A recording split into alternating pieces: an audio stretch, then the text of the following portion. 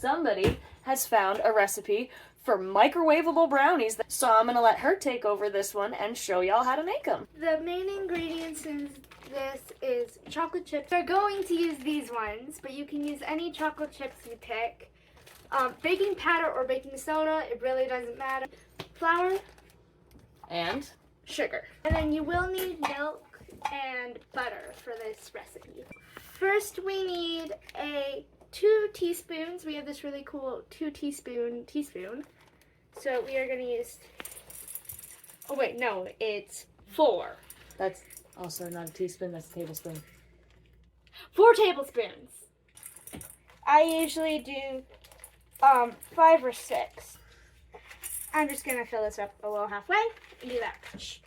Then you need 2 tablespoons of butter to melt in with your chocolate chips. Then you melt this in 30-second intermits until it is fully melted. Yes. Now that our chocolate's all melted, what do we do? You gotta pour it all in there. Make sure to get every last drop. You need 9 tablespoons of flour. 9? Yes. Okay. Halfway. 9. And then you need a half teaspoon of baking powder or baking soda. Now you have to mix Carefully.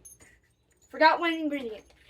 We need about 2 tablespoons of heated milk. Now you stir it up until it is a batter-like consistency. It's supposed to be really moist and really chocolatey brownies. I think they kind of taste like the Cosmo brownies. That's all you need. It's 2 tablespoons of sugar. Alright, when it looks about like this, you add a few more chocolate chips. Can you tell she's got a sweet tooth? What's next? You stir it. Oil your pan. We're going to use this one. Side note, make sure it's a microwavable safe dish. Our pan's greased. What do we do? Next, you put it in here. I'm going to mold it to the pan. Last part, you top it with more chocolate chips. More chocolate chips? You cook it for 3 minutes and check up on it every minute. Alright, how long did it take? It took 2 minutes for me. Now you let these sit for 15 to 30 minutes. They've cooled down enough to cut. Now the moment of truth.